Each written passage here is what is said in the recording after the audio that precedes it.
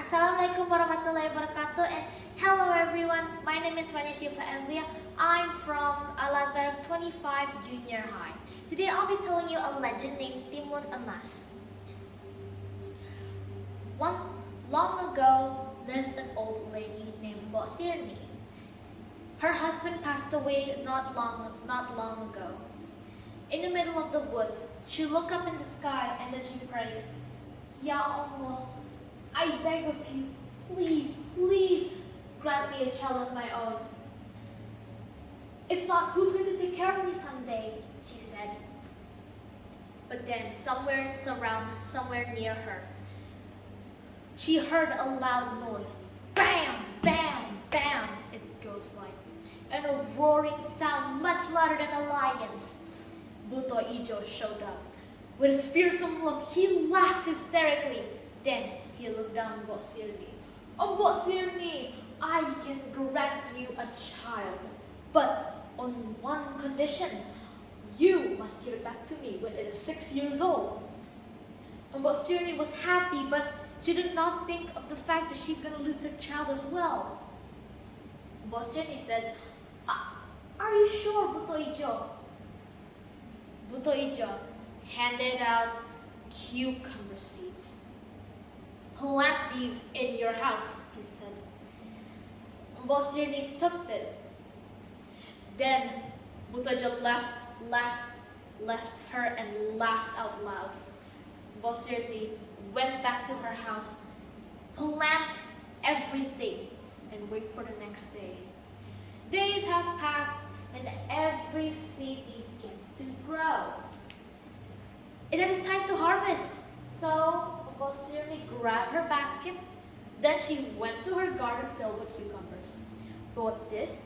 Only one cucumber that is big and it's made of gold.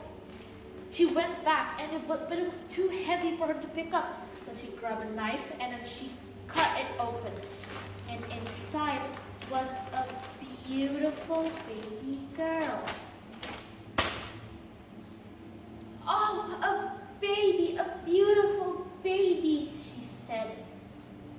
She was happy and grateful, but then she looked again at the baby. She said, I should give you a name. You were born from a golden cucumber, so your name must have been Timun Emas. Yes, your name shall be Timun Emas. I will protect you for the rest of my life and I will love you. And Timun Emas grew. Years have passed and she became a beautiful young lady. Everyone in the village loved her, but Mbok Sirni is actually still afraid as well that Buto Ijo will come and take her away.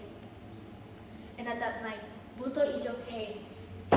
He said, Mbok Sirni, it's time to keep your promise. Give Timun Emas back to me.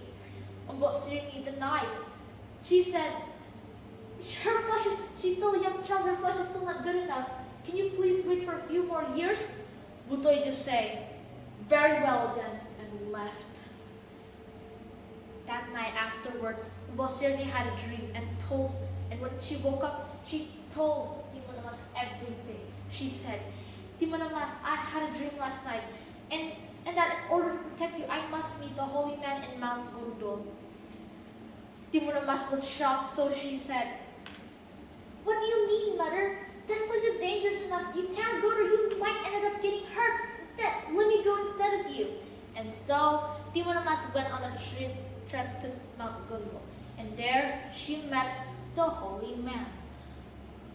The holy man greeted her, saying, Timun Emas, you've come. You look just as beautiful as your mother described. And I see that she told you about her dream.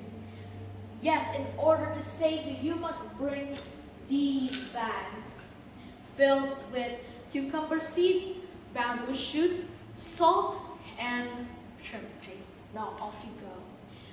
But when Timun Emas went back to her house, Buto Ijo was there, waiting. While her mother tries to stop him from going after Timun Emas, she looked at Timun Emas and said, Take everything you have and leave. And then Babutoy just saw Timun Amas running towards the wood and chased after her and started shoving Mbok Sirni away. When he was getting close, Timun Amas grabbed the first bag and then she tossed it out. And it was filled with cucumbers. Butoy just sat down and ate everything in it. But then he realized that it was for distracting. So he chased after Timun Amas again. So then Timun Amas grabbed the second bag and then she tossed out the bamboo shoot and it became sharp thorns that pierced out his foot. He screamed and after leaving the pain, he chased after her again. And then grabbed out the third bag and tossed it to the dirt. And it became the mother of the sea. But turns out he can swim. And after that, he chased after Timun Amas again. So Timun Amas grabbed the last bag. And then when she tossed it to the ground, it became a big swamp. And deep enough to swallow Buto Ijo whole.